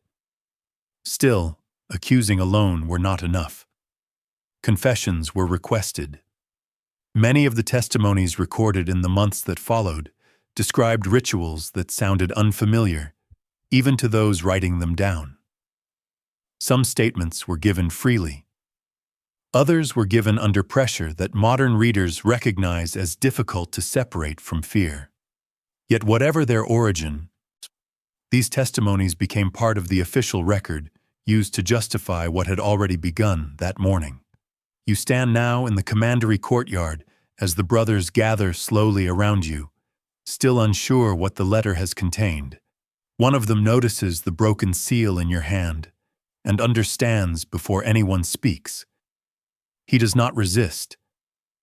Instead, he lowers his gaze slightly, as though relieved that something prepared long ago has finally arrived. Across the kingdom, similar moments unfold in quiet courtyards and narrow chapels, where doors that had always opened freely now close with unfamiliar weight. Inventories begin. Questions follow. Messengers ride again, this time carrying reports rather than instructions. And yet, even as the order's houses fall silent one by one, the systems the Templars helped build do not disappear at once. Letters of credit still circulate. Roads they protected remain in use. Storage chests placed in distant cities remain locked beneath seals that no longer belong to the same hands. Influence does not vanish as quickly as doors can be closed. As you step back through the gate and return to the mist-covered road, where other riders are already moving toward their next destinations, you begin to sense that some of the Order's quiet methods for moving wealth without visible coin will soon be studied carefully by others who understand how useful such arrangements could become. You stand at the edge of a harbor road, where travelers gather before beginning a long journey inland. Ships move slowly behind you, their hulls shifting gently with the tide. Merchants shout instructions from the docks, and carts roll past carrying sacks of grain and bundles of cloth bound for towns farther north. Among the travelers waiting near the gate stand several pilgrims preparing for a journey that will take many weeks.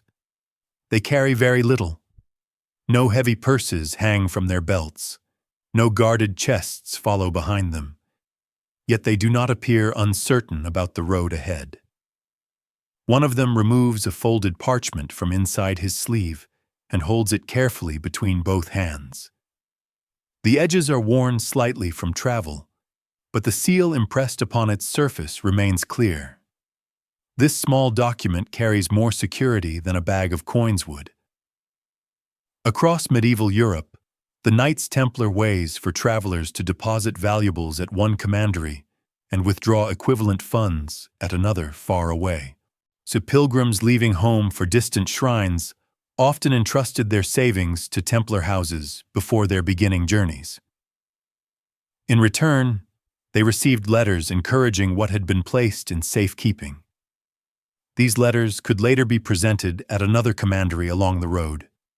Instead of carrying silver through forests and across river crossings where theft was always possible, travelers carried parchment. The weight of their wealth remains behind them, waiting safely in stone storage rooms guarded by people whose reputation depends on reliability. Trust no faster local coin. You watch as the pilgrim folds his letter again and places it back inside his sleeve before stepping forward with the others toward the road leading inland. No guard stops him. No official asks to inspect what he carries. The document itself is enough. Templar commanderies stood at key points along major travel routes connecting cities, ports, and frontier regions. Some were attached to churches. Others stood beside river crossings or near marketplaces where travelers naturally gathered. Each location formed part of a wider network that allows resources to move without requiring the same person to transport them across the entire distance. The system worked because the order's houses recognized one another's authority. A deposit made in one place could be honorable in another because records were maintained carefully across regions. Inventories of entrusted valuables were written down and preserved alongside estate accounts, describing land, livestock, and stored grain belonging to the order itself. These records helped ensure that exchanges remain reliable even when travelers arrived weeks or months after their journeys began. You notice now that another pilgrim approaches the gate carrying only a walking staff and a small satchel. His clothing is simple, but his posture is steady.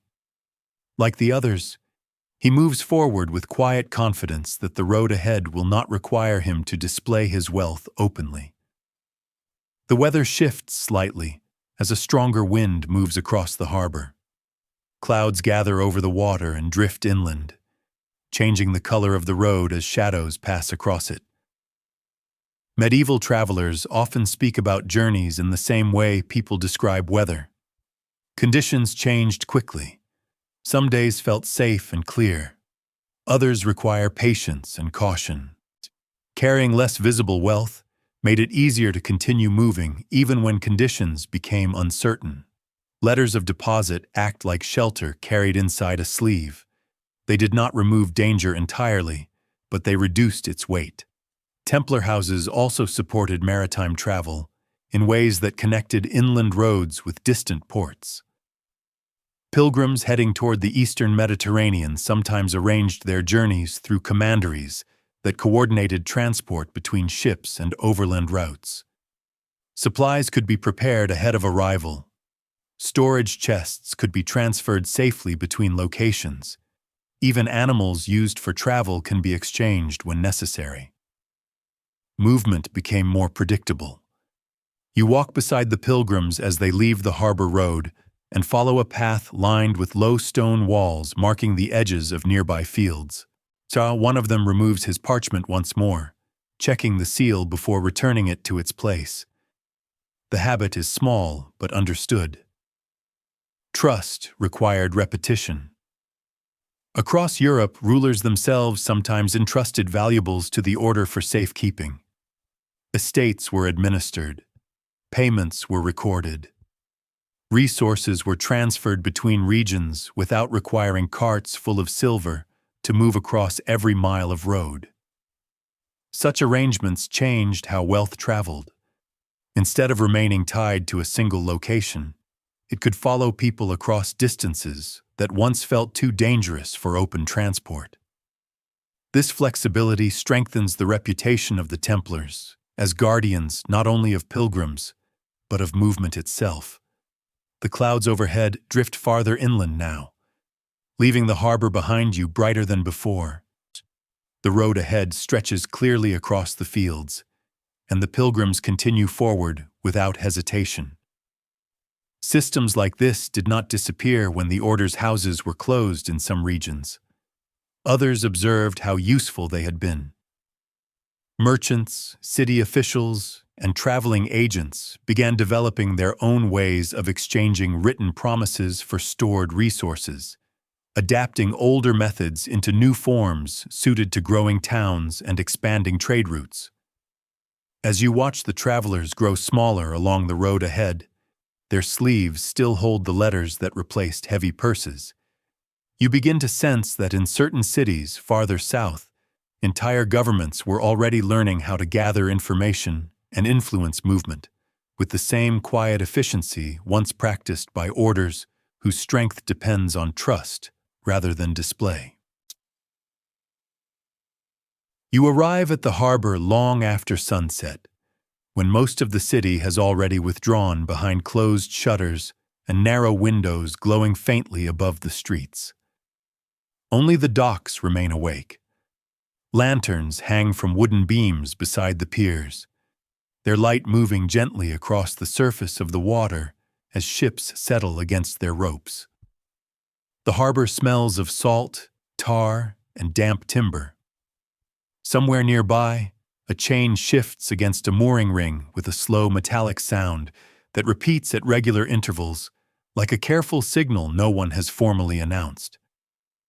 Several dock workers stood near the edge of the quay, watching a vessel approach more quietly than expected. It carries no banners. This absence does not go unnoticed. In cities such as Venice and Genoa, ships were not only vehicles for cargo, they were carriers of information. Merchants returning from distant ports described along trade routes. Sailors reported unfamiliar patrols near straits and islands. Even delays in arrival times could suggest changes taking place far beyond the harbor walls. Watching ships became a way of reading the wider world. One of the dock workers lifts his lantern slightly as the vessel draws closer. Its hull bears marks from a long journey, and its crew moves with the steady caution of people accustomed to being observed. No formal announcement accompanies their arrival. Instead, a clerk steps forward from a nearby doorway holding a narrow tablet prepared earlier in the evening. He begins to write before anyone speaks. Across the Italian city-states, governments learned to gather information through merchants who traveled regularly between ports. A trader returning from Alexandria might describe new toll collections along certain routes. Another arrival from Constantinople might mention changes in harbor inspections. These details did not remain private for long. They were recorded.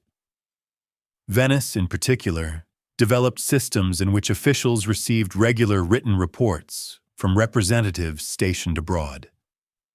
These reports describe weather conditions affecting travel, political tensions between neighboring governors, and market prices that revealed shifts in regional supply.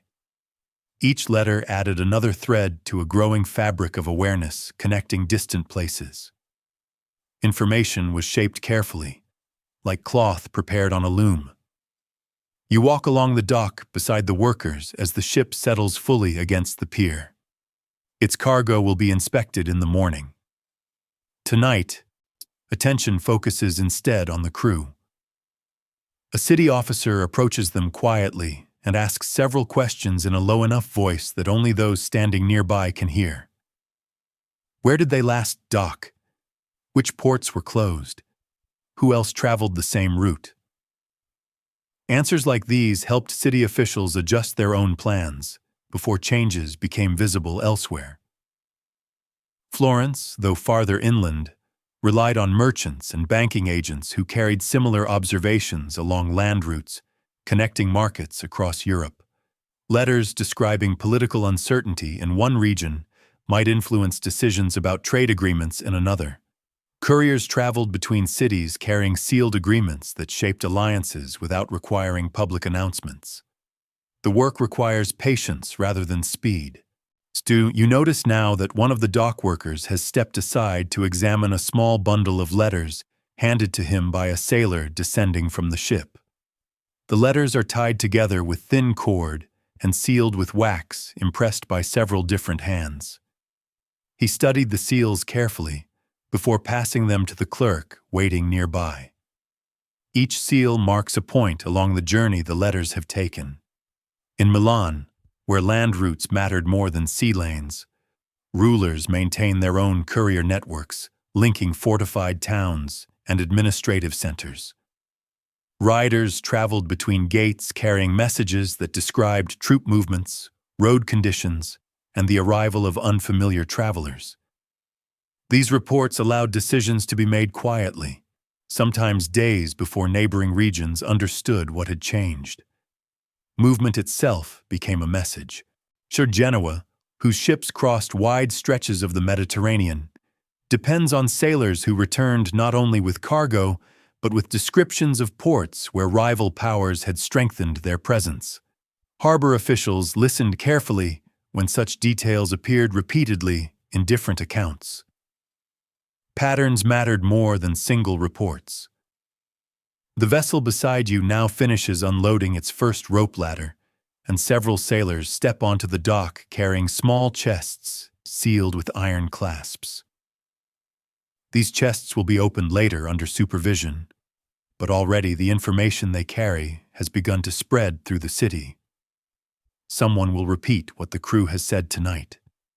Someone else will write it down before morning. By the time merchants gather in the market square tomorrow, decisions will already be forming based on observations that arrived quietly in the dark. You follow the dock workers as they move along the quay toward a narrow passage leading into the city. Behind them, the harbor returns to its usual rhythm, ropes tightening gently as the tide shifts once more.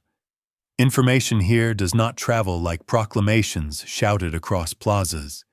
It travels like careful craftsmanship, shaped piece by piece until a larger structure begins to appear. And as you leave the water behind and step into the shadowed streets where lantern light flickers along stone walls polished by centuries of footsteps, you begin to sense that not all hidden influence moves through ports and couriers alone. In other places, family histories themselves were being adjusted quietly, rewritten in careful script so that entire kingdoms might recognize new heirs, whose names had once been spoken only in private rooms. You enter the castle not through its main gate, but through a smaller side passage used by servants and messengers who prefer not to attract attention. Inside, the corridors are narrow and dimly lit by a few carefully spaced lamps. Their light rests unevenly across stone walls that have absorbed centuries of footsteps and whisper conversations. Somewhere deeper inside the building, a door closes softly, followed by the faint sound of parchment being unfolded on a wooden table. In a chamber nearby, several adults are speaking in low voices. Between them stands a child. He is dressed simply for someone who might belong to a noble household. Nothing in his clothing immediately reveals importance. Yet the way the adults speak around him suggests that he carries something far heavier than the satchel resting at his side. In medieval Europe, succession did not always follow clear lines. Family trees stretched across regions shaped by marriage alliances, early deaths, disputed births, and political uncertainty. A single unexpected event could alter the future of an entire kingdom. When this happened, people did not always announce changes openly. Sometimes they adjusted quietly, allowing time to reshape recognition before making claims visible. The child beside the table listens carefully as one of the adults points to a sheet of parchment covered with branching lines drawn in dark ink. These lines represent relationships extending across generations. Names appear beside them, some written boldly, others added later in smaller script, where new information has been included. Genealogies were living documents. They changed when circumstances required them to change. In certain cases, children born outside formal marriage may later receive recognition through papal dispensations that adjust their legal standing within a family. These decisions were not casual. They required petitions, testimony, and written confirmation preserved in church archives. Yet once granted, they changed how inheritance could be understood. A name written differently on parchment could change the future. You notice now that the child is being shown how to pronounce several names carefully. He repeats them quietly, as though learning a prayer whose meaning he will understand only later. This instruction is not unusual. Children connected to noble families were sometimes raised in households far from their birthplace so that they could be introduced at the right moment, when recognition would be safest. Relocation protected both the child and the claim. Across Europe, such arrangements allow families to prepare for uncertain futures without drawing attention too early. A boy raised in one castle might later appear in another as a recognized relative. A girl educated in a distant might return years later to strengthen an alliance through marriage. Movement shaped identity as much as birth did. You walk slowly along the corridor outside the chamber, noticing how each doorway opens into rooms containing chests, writing desks, and shelves where documents are stored carefully beneath folded cloth. Monasteries often preserve copies of genealogies alongside legal agreements and marriage contracts, ensuring that important relationships can be verified when questions arise. Scriptoria became quiet guardians of memory. A monk copying a lineage chart might not know how significant the document will become in later years. Yet his careful handwriting ensures that names remain visible even when the people who first spoke they had disappeared. Inside the chamber, the adults continued their conversation. One of them adjusts the parchment slightly so that the candlelight falls more clearly across its surface. Another traces a line connecting two names written several generations apart, explaining how they belong to the same branch of the family. The child watches closely. Understanding takes time. In some cases, claims based on such connections were accepted quickly because they resolved uncertainty during difficult transitions. In others, they remained controversial for years, while rival families presented different versions of the same lineage. Recognition depends not only on documents, but on whether communities believed the story those documents told. Trust shaped inheritance as surely as blood did. Beyond castle walls, news of possible heirs sometimes spread through the same rumor networks you encountered earlier along roads and in hospices. A traveler might describe a young relative appearing unexpectedly in a distant court. A merchant might mention a marriage arranged between families whose connection had not been widely known before. These reports prepared listen long before official announcements followed. You notice now that the child lifts the parchment gently and studies the branching lines once more before handing it back to the adult. His expression remains calm. He has practiced this moment many times already, though he may not yet know how far its consequences will reach. Outside the castle, winter air moves along the outer walls, carrying with it the distant sound of hooves crossing frozen ground. Somewhere beyond the gate, riders continue their journeys between courts, carrying letters that describe alliances still considered forming and claims still being. Family histories traveled with them.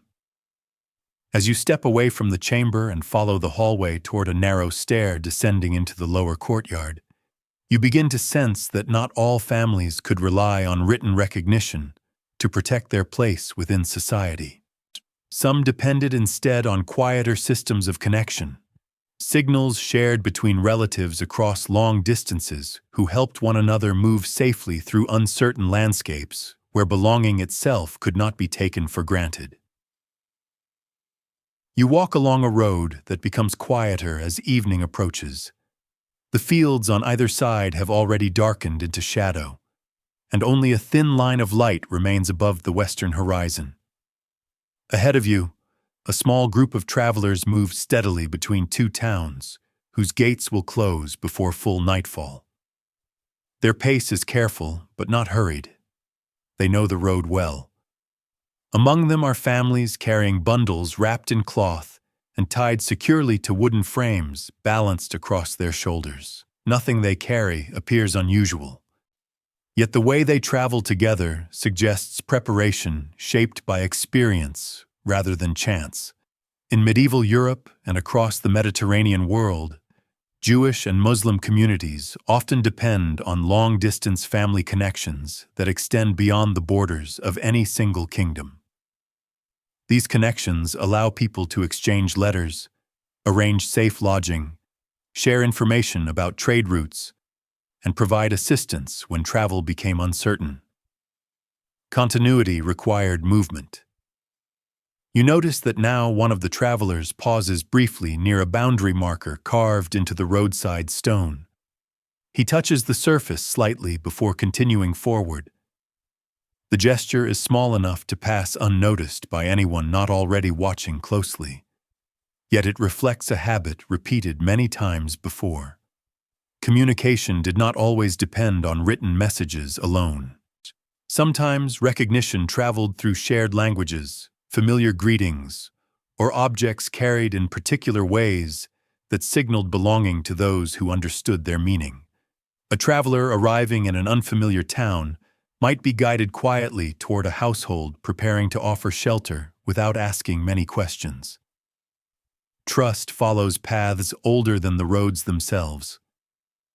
The Cairo Janaza, a collection of preserved manuscript fragments discovered in a synagogue storeroom in Egypt, contains letters written by merchants, scholars, and families describing journeys across regions connected by trade and learning. These letters talk about shipping cargo, arranging marriages, sending financial support to relatives, and responding to changing conditions in distant towns. They form a drawn map, not ink on parchment alone, but in relationships stretching across generations. One traveler in the group ahead of you adjusts the bundle resting across his shoulders and briefly turns to check that the others remain close behind. The youngest child walks beside him, watching the ground carefully as the last light fades from the path. No one spoke loudly. Their conversation moves quietly between them, carried in tones meant for listening ears rather than distant ones. Across many regions, families developed ways of preparing for movement long before departure became necessary. Letters describing changing conditions in one city might encourage relatives elsewhere to make arrangements weeks in advance. Merchants arriving from overseas ports sometimes carry news about restrictions affecting travel routes. Communities responded by adjusting their plans gradually rather than all at once. Preparation moved ahead of danger, like stars appearing before full nightfall. In some towns, signals shared between travelers helped identify places where assistance could be found. A familiar phrase spoken at a doorway, a letter carried from a trusted contact, or a name recognized across distance could open access to food, shelter, and information about the safest forward routes. Such systems rarely appear in official records. They belong to people rather than institutions. You walk beside the travelers now as they approach a narrow bridge crossing a shallow stream, reflecting the first visible stars of the evening sky. One of them pauses again, this time to look upward briefly before continuing across. Navigation after sunset often depends on memory and observation combined. Familiar constellations help travelers maintain direction when landmarks disappear into darkness. Guidance came from above as well as ahead. The Cairo Janaza letters describe merchants' coordinated shipments across ports, separated by long stretches of sea. They record instructions about where to send goods, how to divide profits, and when to expect arrival of ships delayed by changing winds. These documents show how families maintain continuity across distances that might otherwise have separated them completely. Movement became a form of connection rather than loss. The travelers reach the far side of the bridge and continue toward the faint outline of the town gate visible ahead. A lantern light begins to appear along the wall as guards prepare to close the entrance for the night. One member of the group steps forward slightly, ready to speak with the gatekeeper when they arrive. Their preparation suggests that this conversation has happened before. Across medieval societies, belonging did not always depend on remaining in one place.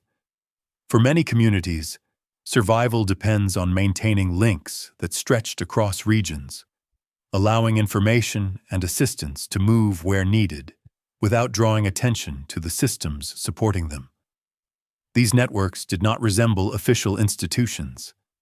They resemble constellations, separate points connected across distance, visible only when you looked carefully enough to see how they formed a pattern together.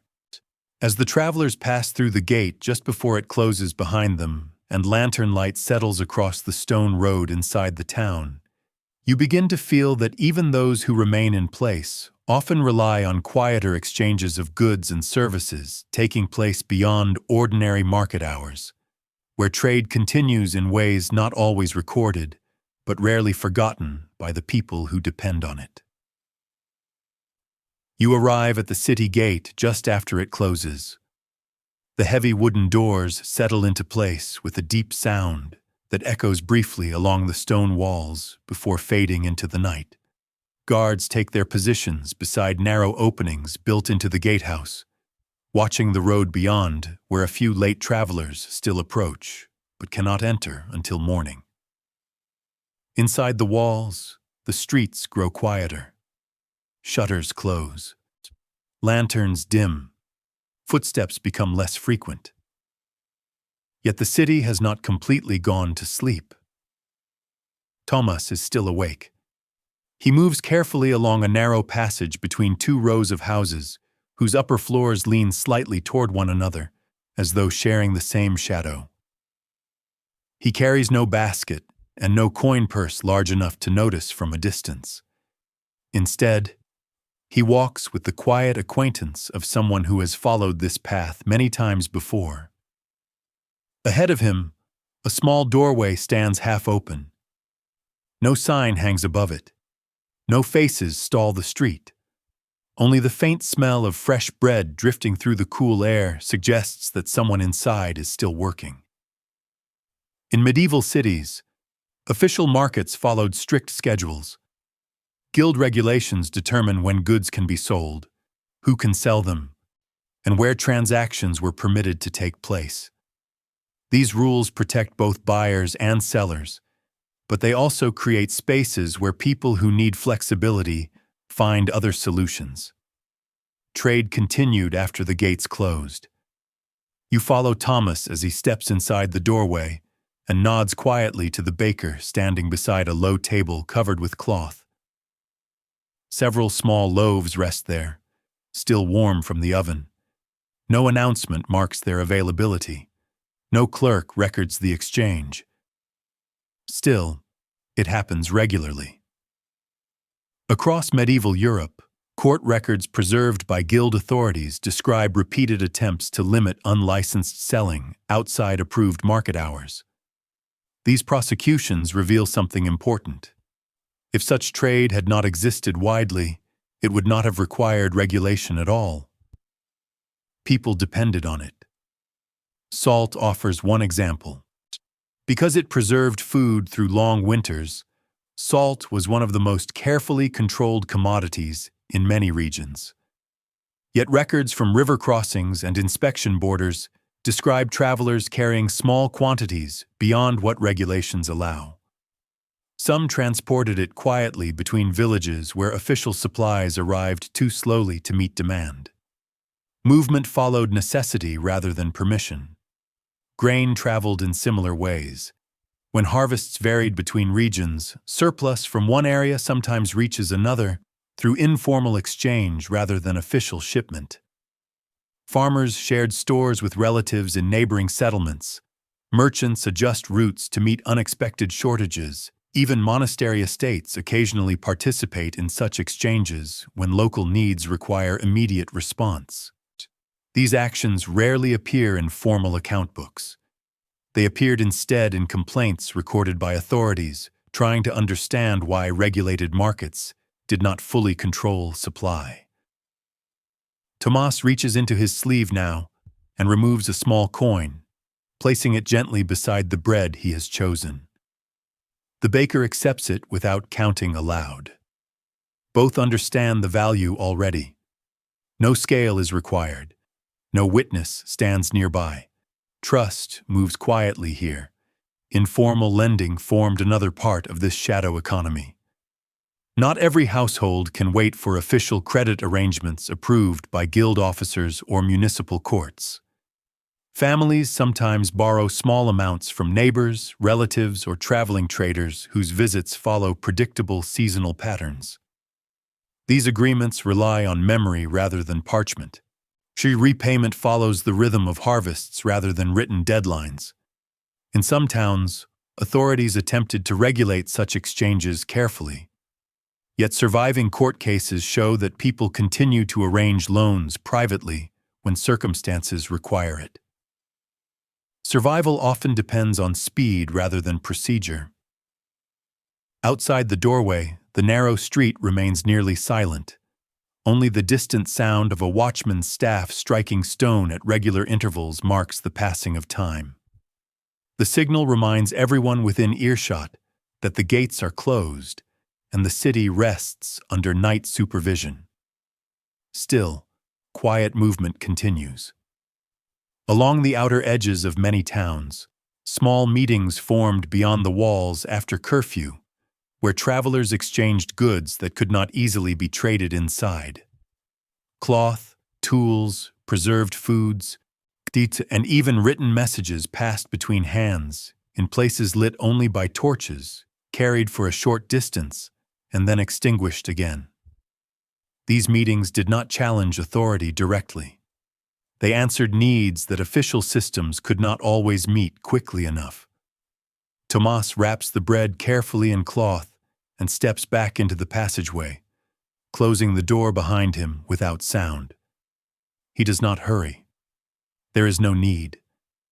The path home is familiar, and the watchman's next circuit will not reach this street for several minutes yet.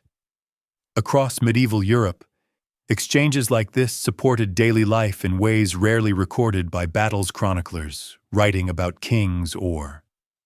They formed a second layer of economy beneath the visible one, shaped by cooperation, necessity, and trust shared between people who understood that survival sometimes depends on quiet arrangements made after official business had ended. The watchman's staff strikes stone again somewhere farther away now, the sound traveling slowly through the streets before fading into silence once more.